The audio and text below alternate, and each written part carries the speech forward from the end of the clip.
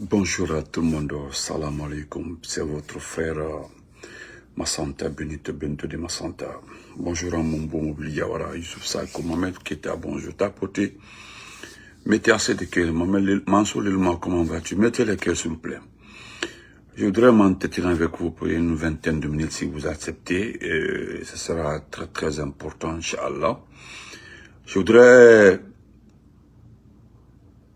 démontrer ou m'exprimer sur une désolation, si vous le permettez. Je voudrais m'adresser aux FAG, à nos FAG, à notre AG. Je suis vraiment désolé, très très désolé. Vous allez m'excuser d'avance. Excusez-moi très fort, je suis vraiment désolé ce matin. Très désolé. C'est comme si j'étais au front par rapport à une situation, j'abandonne.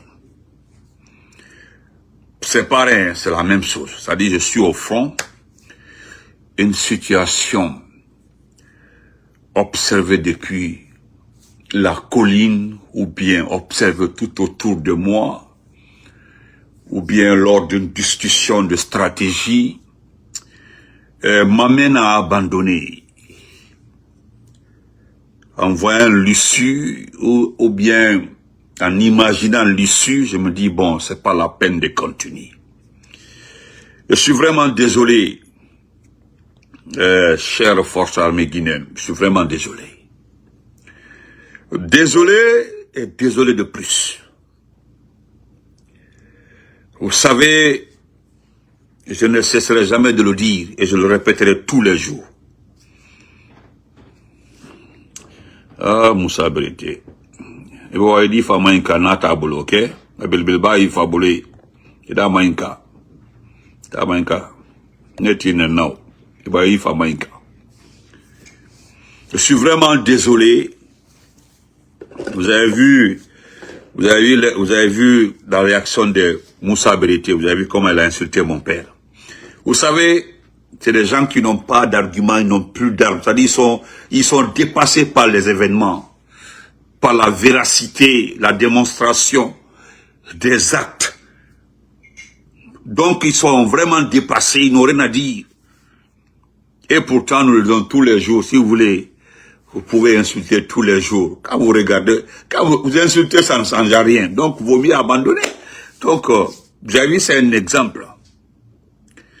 Donc, je suis désolé, très désolé. Excusez-moi de citer vos aînés ou bien vos papas. Je parlerai de général Arafat Kamara. Je parlerai de général Kerfala. Je parlerai de Toto. Je parlerai de Kaba 43. Je parlerai de, comment elle s'appelle même, de Khalifa Diallo, même Namori. Ils ont été de très bons soldats. Je parlerai de Sadiba. Qui d'autre encore? Le général Kerfala. Je continue à citer Dakantiki Kombat. Merci frère Samba. À citer. Parce que mon incompréhension à moi, et vous verrez que c'est pour tout Guinéen conscient, hein,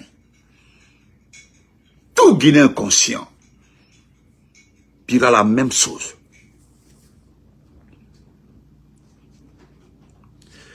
Voilà un monsieur qui non. C'est-à-dire, il vient, il s'invite dans les actions de notre pays. Il vient presque s'imposer dans le mode de fonctionnement de notre vie, la vie guinéenne. C'est nommé Mamadi Doumbouya. Sorti de nulle part, cartographié, détaillé, parce que tout le monde le connaît, tout le monde connaît sa famille. Les Noucham et autres, tous ces bons militaires, même Gérard Konaté, même les Dadis. le gérant Bailo, etc., etc. Mais ma désolation à moi, je suis désolé. Et actuellement là, parmi vous, au sein de vos unités, au sein de toutes les garnisons, se trouvent toujours ces militaires d'élite.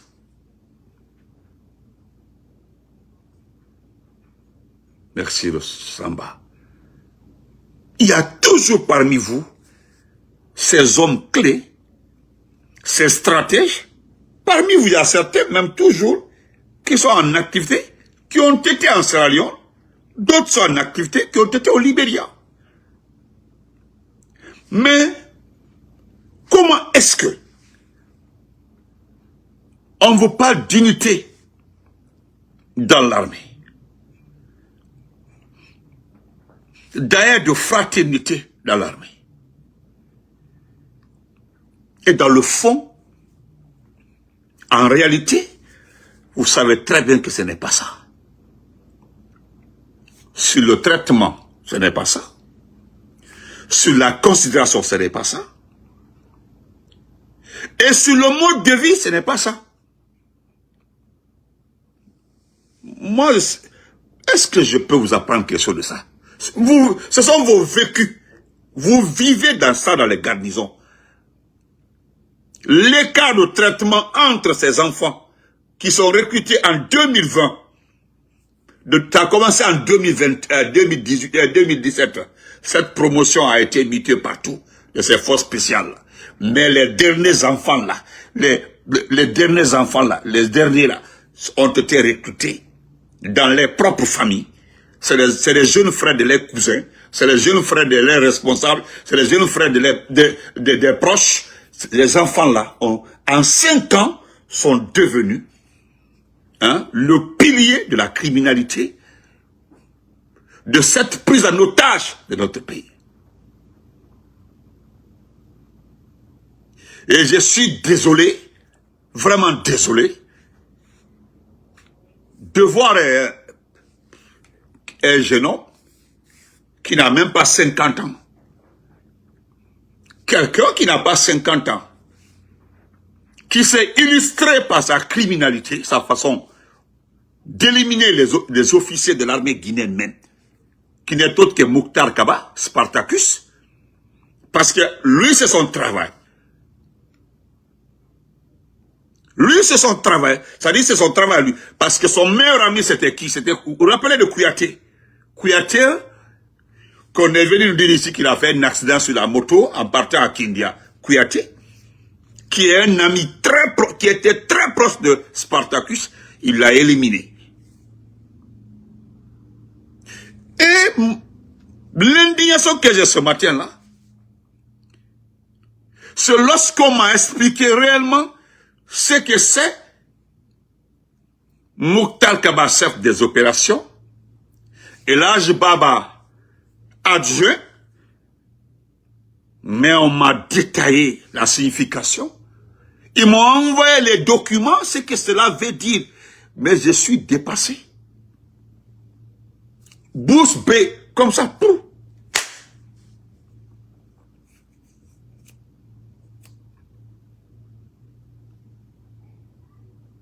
Je suis d'accord avec 2-3 frères de cette armée qui dit clairement qu'ils n'oublieront jamais l'acte de Idi Amin. Oui, je sais que c'est Idi Amin qui vous a désarmé, qui vous a désarticulé, qui vous a... C'est-à-dire c'est lui qui est responsable de votre état actuel. Je suis d'accord avec vous. Je suis d'accord avec vous. Je ne suis pas en train d'écarter, d'éloigner Idi Amin de cette situation. Non, non, non, je m'excuse. Hein. Moi, je sais situer les responsabilités. Je ne suis pas un païen. Mais, tapoter, je suis vraiment désolé. Mettez les cœurs, je suis vraiment désolé. Non, je suis désolé. Je suis désolé.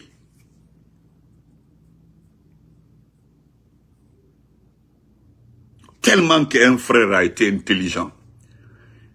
Il m'a envoyé le nom de plus de 50 sous-officiers actuels en activité dans l'armée qui ne vivent aujourd'hui que de leur salaire.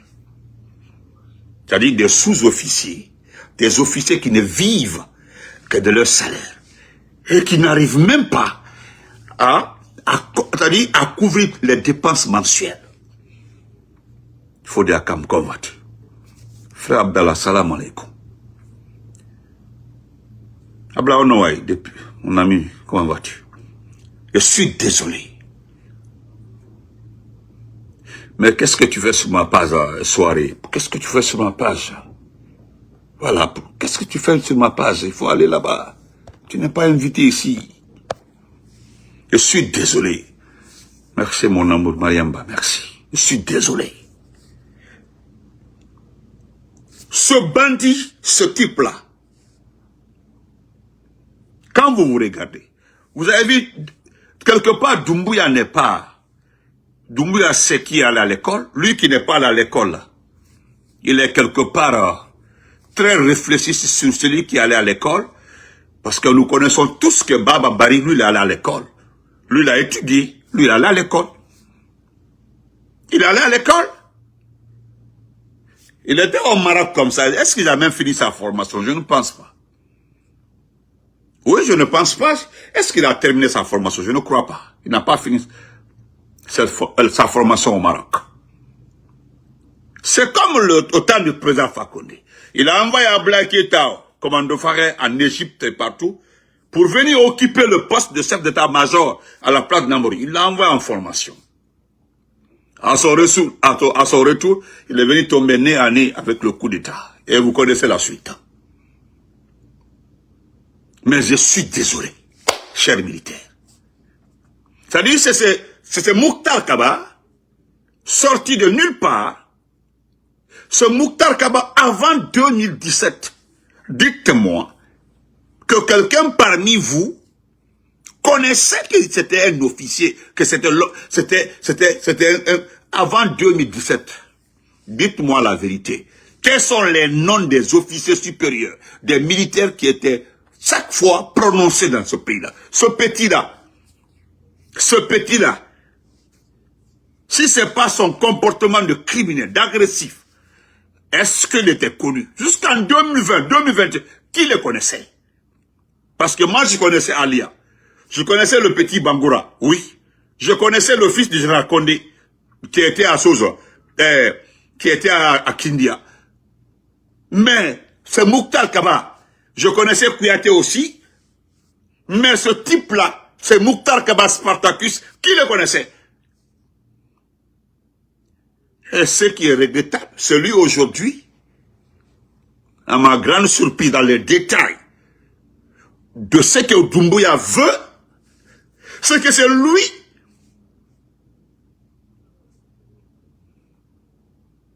c'est-à-dire c'est lui Mokhtar Kaba. Mokhtar Kaba, c'est lui qui doit diriger toutes les opérations de l'armée.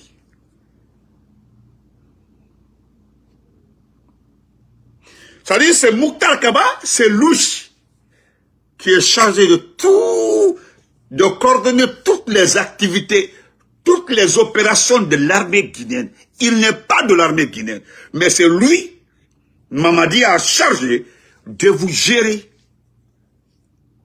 Maintenant, à partir de l'instant, aucune opération, aucune sortie, je dis aucune intervention ne se fera dans ce pays-là sans son intervention.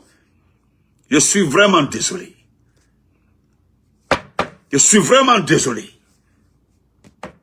Quand vous le regardez, donnez-moi son parcours. Honnêtement, vous savez, moi j'aime dire la vérité sur vos valeurs. On avait une très bonne armée, une armée respectée, une armée coordonnée, une armée intelligente, une armée structurée. Mais maintenant là, que c'est ce voyou-là qui enlève les, c'est-à-dire qui enlève les enfants des gens, qui enlève les mamans, les papas, c'est-à-dire lui-même qui s'est illustré dans l'élimination des officiers supérieurs. N'oubliez pas, hein, c'est lui qui a enlevé Sadiba Koulibaly. C'est lui. Celui qui a coordonné la descente, c'est Sadiba. Les militaires que vous avez vus là pour aller chercher Sadiba, c'était lui. Celui qui avait ordonné. Celui qui avait coordonné. Tous les officiers de Siba et autres, là, tout ceci là, c'est lui. La seule personne qui s'en est pris à Toumba, ça c'est Kilo. Et ça c'était sous son ordre aussi. C'est eux qui ont mené cette opération. Ils ont entassé Toumba, ils l'ont mis dans l'eau, ils l'ont jeté dans l'eau, dans le bassin.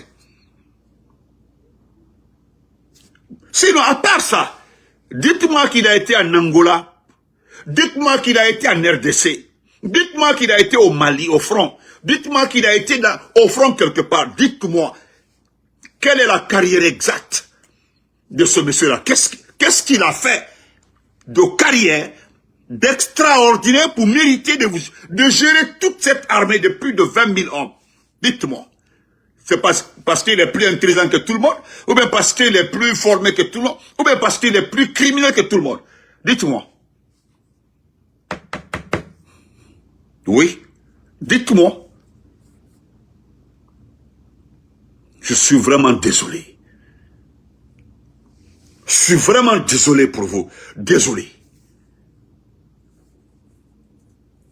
S'il n'y avait pas d'autres pays africains, j'allais comprendre. Si Benito n'était pas du tout informé sur la réaction de certains militaires dans d'autres pays par rapport à des actes comme ça, oui, je pouvais comprendre. Mais oui.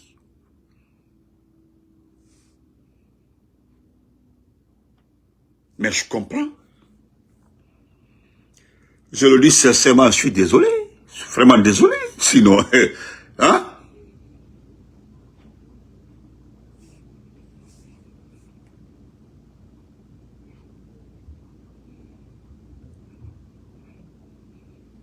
Mais je suis désolé. Excusez-moi. Vous savez, je le dis souvent, le père des réformes de l'armée guinéenne se lance à côté. C'est-à-dire l'homme même qui s'est occupé, qui a donné une valeur à notre armée se lance à côté. C'est en son temps pendant 24 ans. Aucun pays africain ici ne peut dire net sur l'armée guinéenne. Tout le monde avait du respect pour nous. C'était pas parce qu'on était l'armée la plus puissante, l'armée la plus équipée, l'armée la plus ordonnée. Non! C'est parce que c'était une armée organisée, une armée qui se faisait respecter, une armée qui montrait toujours le bon exemple quand il partait dans les interventions. Et quand vous montrez ce bon exemple-là, c'est qu'à chaque fois qu'il y a une intervention ailleurs pour l'appel, on vous appelle. On appelle, on y venait. On dit c'est une armée disciplinée. Oui, ils sont disciplinés. Oui, si on ne prend pas tout le monde, mais on prend nos officiers pour diriger d'autres garnisons, d'autres militaires des autres pays. Oui, c'était à cause de l'organisation, la discipline. Mais aujourd'hui, je suis désolé, excusez-moi, ce petit direct-là, c'est pour montrer ce qui est là. Vraiment, c'est regrettable. C'est regrettable. Que ce fainéant-là, ce type-là, regardez, vous avez vu comment il regarde les gens, il fait comme ça. C'est comme ça qu'il regarde les gens. Regardez-les. Vous n'avez pas vu comment il regarde les gens? Même à l'aéroport, comment il regardait les gens. C'est comme ça qu'il regardait. Il fait comme ça. C'est comme ça qu'il regarde les gens, ce fainéant-là. C'est qui, s'il vous plaît? Oui, bonsoir, grand. Ben, bonsoir, allez-y rapidement, frère. Vraiment, il a life, man, quoi. Vraiment, même moi, ça m'a beaucoup touché. Wallah, bila, fini na braduna. Wallah, fini na braduna. Wallah, iba la Guinée, la Bekafo, ko ana armée. Excusez-moi. Donc, cher comme, je suis désolé. C'est inacceptable. Inacceptable. C'est-à-dire, quand je pense à ce type-là, il a mérité. Regardez, je vais vous lire. Permettez-moi de lire le contenu. Attendez, on va être au même niveau d'information. D'accord, je m'arrête là. Parce que ça ne va pas dans ma tête. Je suis vraiment désolé pour vous. Vraiment désolé. Je vais lire ça. Je vais lire les deux documents. Nous allons être au même niveau d'information. Écoutons ça. Le premier document. D'abord, je vais lire les prérogatives, c'est-à-dire ce qui fait de Mokhtar Kaba le patron de l'armée.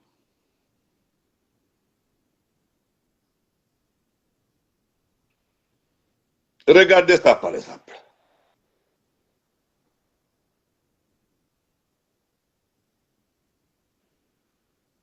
Non, c'est regrettable. Excusez-moi, excusez-moi.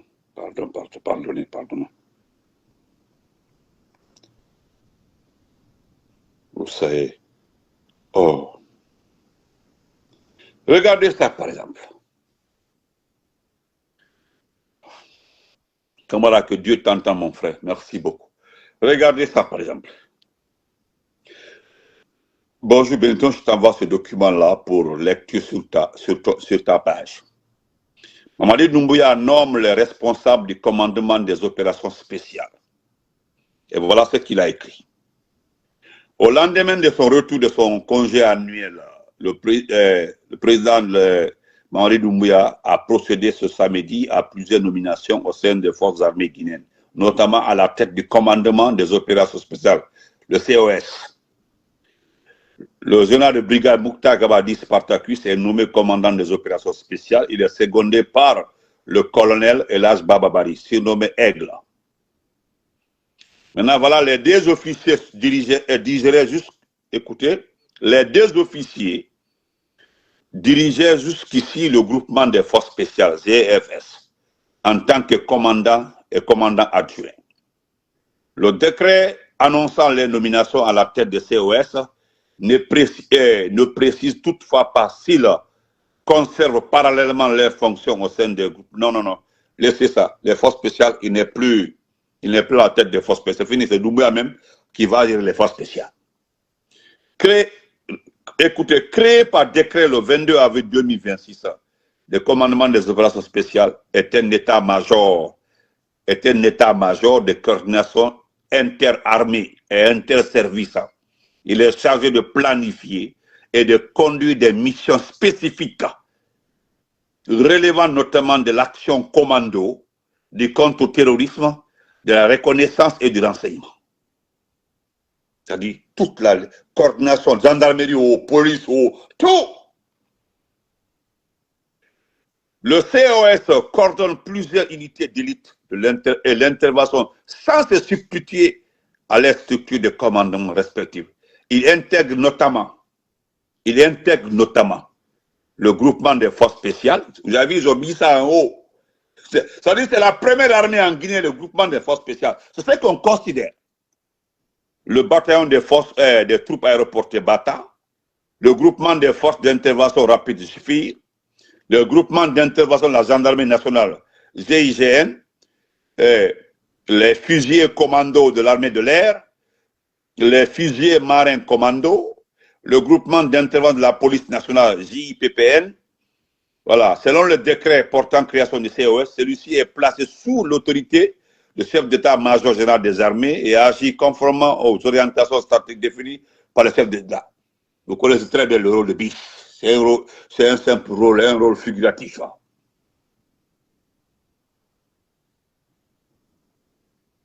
Voilà le document. Vous avez vu, vous avez compris mon indignation. Voilà. Voilà mon indignation. Maintenant, je reviens à l'autre document. Le document de rappel qu'a été l'armée guinéenne, le rôle de l'armée guinéenne, c'est que c'est l'armée guinéenne. Voilà. Et ce qu'elle a perdu. Ça, c'est le second document, le plus important. Le plus important, le voici, c'est la Direction générale des forces armées républicaines. Direction générale des forces armées républicaines. État-major interarmée. Voilà, ordre du jour, numéro 0021, officier, sous-officier, papa, tout. Et voilà ce qui sera dit.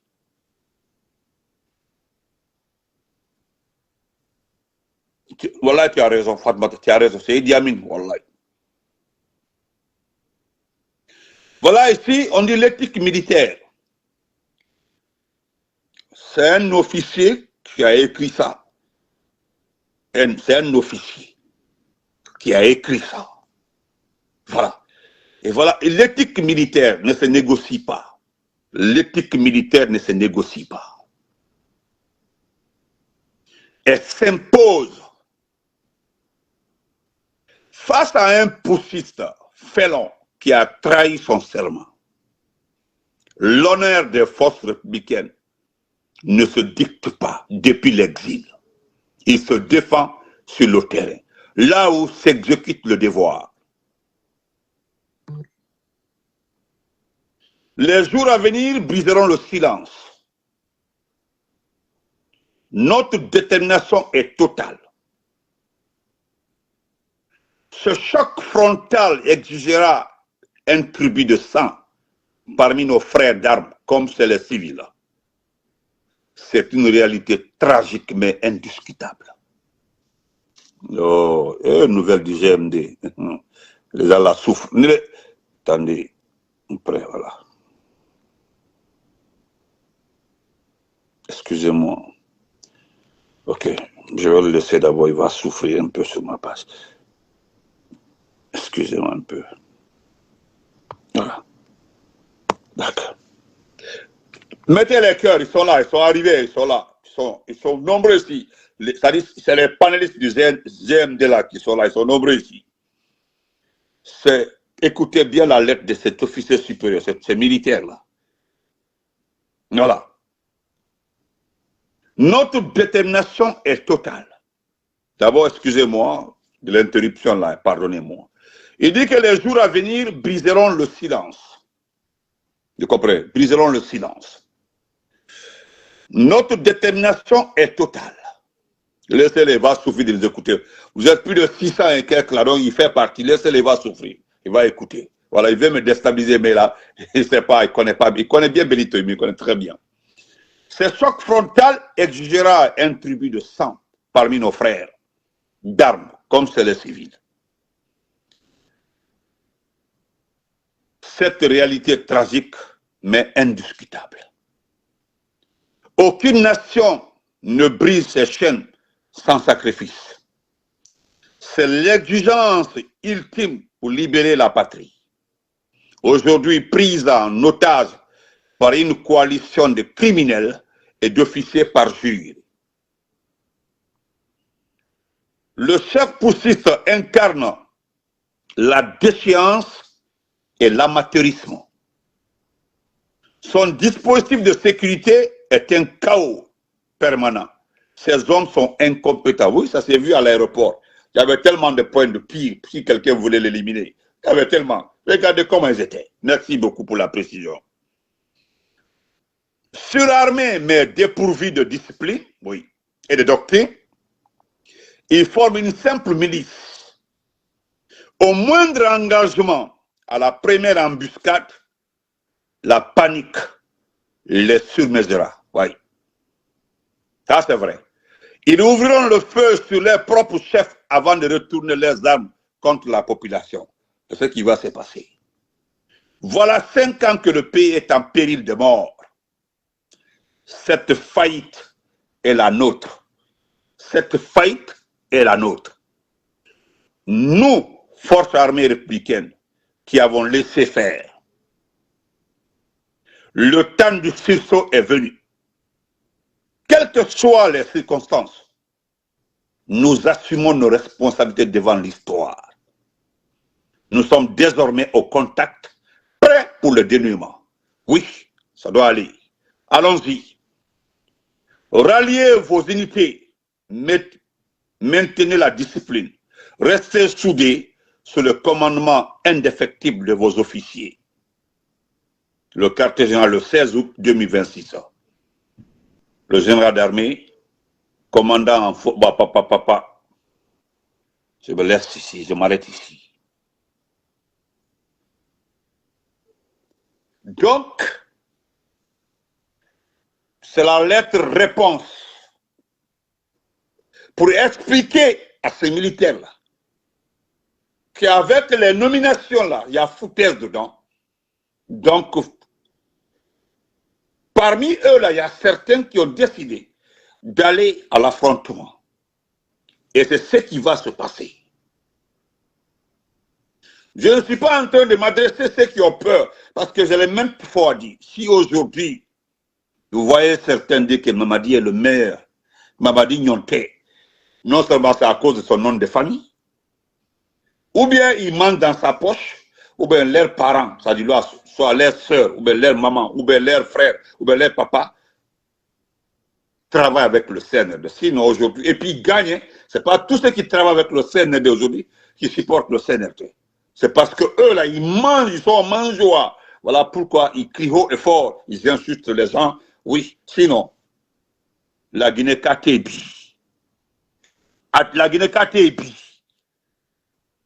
Maintenant, ça suffit. Après, ça suffit. Doumbouya là, c'est bon. D'ailleurs, tout le monde est conscient maintenant de son état de santé. Ils ont compris, oh, tonton, salam alaikum. Ils ont compris que tout le monde montait même à Lombiki, que c'est fini. Surtout, ils savent déjà, à travers son ami, beaucoup ont compris la maladie qu'il a à travers son ami Billy. C'est lui qui a dévoilé sa maladie. La maladie qu'il a là, c'est lui qui a été le premier à dire clairement ce qu'il a. Ah, ce qu'il a là, il dit non, maintenant là. Ah, vraiment, même là où dit, à Tekendia là, il peut utiliser les millions de dollars pour se traiter. Les médecins sont là pour ça. Tant que tu paies là, on te fait croire que tu vas survivre. Non, il faut payer, payer, plus payer, continuer à payer. Tu es là, on tape, on dit il y a un médecin à Singapour, il y a un médecin à l'est de la France, il y a un médecin en Espagne, il demande 30 millions, il demande 2 millions, il demande 500 000 dollars. Oui, il faut payer. Il faut payer, il faut payer. Sinon, ce qui est extraordinaire, tout ce qui crient, c'est ce que mon frère Buntu Kamara dit comme ça. Là. Ils ont peur de représailles. Parce qu'ils savent très bien, ils savent ce qu'ils ont fait. Ils savent ce qu'ils ont fait parce qu'ils savent. Abavoka Mamadi Brawa, c'est que c'est fini. Hey! On se lève un matin, on dit Mamadi Brawa, mais c'est fini. Hey, c'est fini. On se lève le matin, on dit Mamadi est parti, mais c'est fini. Alors voilà, je voulais m'adresser à toi, toi Yedal ici, là, je ne sais pas qui tu es. Je voudrais que tu arrêtes d'écrire sur ma page. Je voudrais que tu arrêtes, je vais te bloquer, parce que je ne veux pas que tu écris sur ma page. Je ne veux plus ça. Je vais te bloquer. Donc, voilà. Nebrada.